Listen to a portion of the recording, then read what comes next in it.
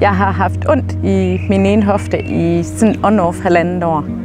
På den måde, at når jeg havde siddet ned og skulle rejse mig op, så de første par skridt, det var sådan lige sådan nogle halten af nogen. Når jeg skulle sove, så kunne jeg ikke ligge på den side, fordi det gjorde ondt i den også, sådan en murende uro. Og havde ligesom affundet mig med, det er nok bare sådan der. Det er nok sådan, det er med den overgangsalder.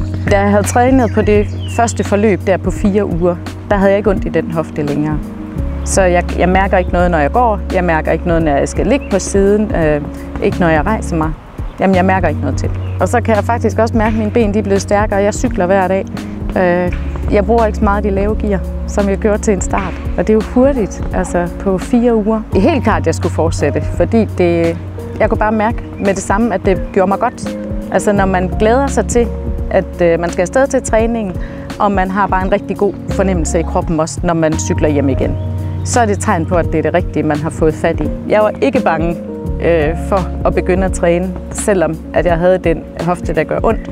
Fordi det er en fysioterapeut, der ved lige præcis, jamen, kan vi så udsætte hende for det her, eller skal vi finde på noget andet, eller man skal ikke sidde hjemme og tænke over, at det kan jeg nok ikke, eller nej, nu har jeg for mange skavanker, eller det er for lang tid siden, jeg har lavet noget, eller hvis det er en øvelse, som man lige synes er svær, så har han lynhurtigt en anden. Der er ikke nogen, der peger fingre her af, at man måske ikke kan løbe. Jeg løber ikke, og jeg hopper ikke.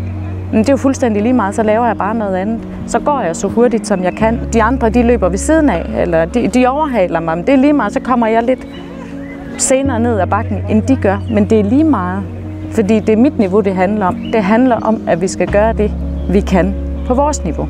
Man bliver meget hurtigt en del af et fællesskab. For det første, så bliver man bare taget rigtig godt imod.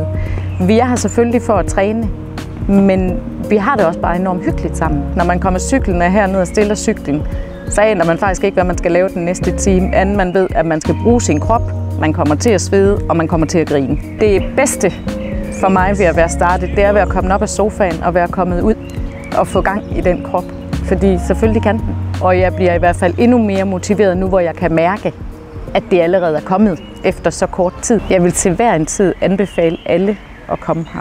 Man kan ikke lade være med at glæde sig til det her.